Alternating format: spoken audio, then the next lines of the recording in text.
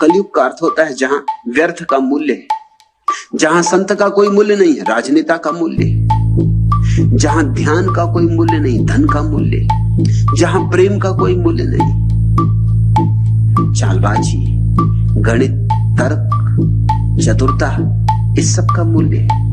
यहां जो जितना सफल होता है वो उसी मात्रा में सफल हो पाता है जिस मात्रा में चालबाज हो, चतुर हो, कुशल हो, जिस मात्रा में षड्यंत्र की क्षमता हो। कलयुग का अर्थ होता है जहां सारे लोग व्यर्थ के लिए दौड़े जा रहे हैं, जहां कूड़ा करकट मूल्यवान हो गया है, जहां परमात्मा की किसी को याद ही नहीं, जहां इस जिंदगी में और सब कर लेना है, सिर्फ परमात्मा को छोड़ देना है।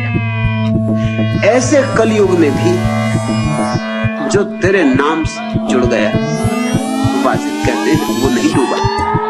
ये सारा संसार डुबाने को तत्पर रहा, लेकिन जो तेरे नाम से जुड़ गया वो तिर गया।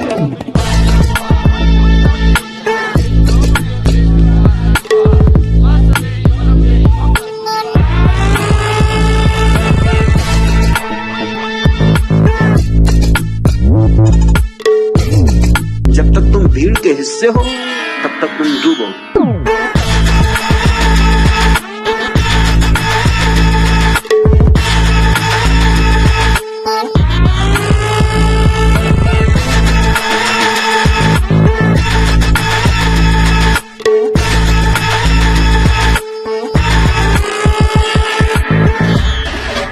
ये सारा संसार डुबाने को तत्पर रहा,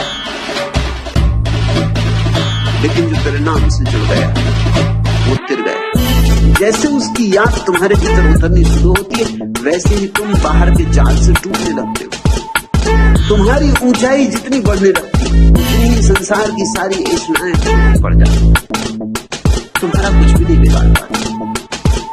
चैतन्य की ऊंचाई, चेतना, बाहर के जाल की मूढ़ता तुम्हें दिखाई पड़ने लगती है। धीरे धीरे तुम बाजार में खड़े रह जाते हो, लेकिन अकेले।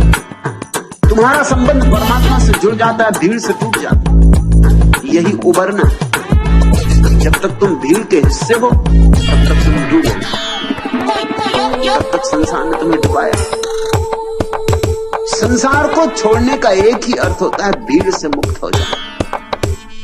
भीड़ ने तुम्हें धारणाएं दी हैं, विचार दिए, भीड़ ने तुम्हें वासनाएं दी, ऐशनाएं दी, महत्वाकांक्षाएं दी।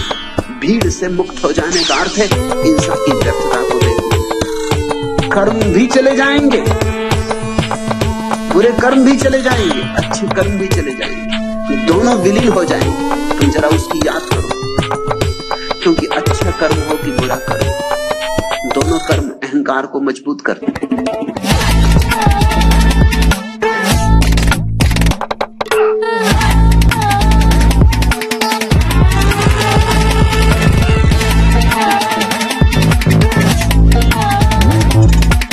जब तक तुम भीड़ के हिस्से हो तब तक तुम डूबो।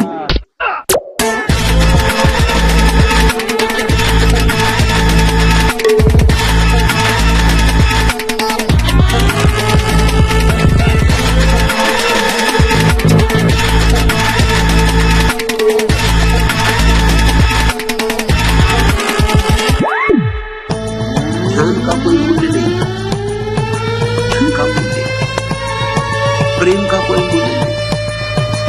जहां प्रेमी लूट लिया जाता,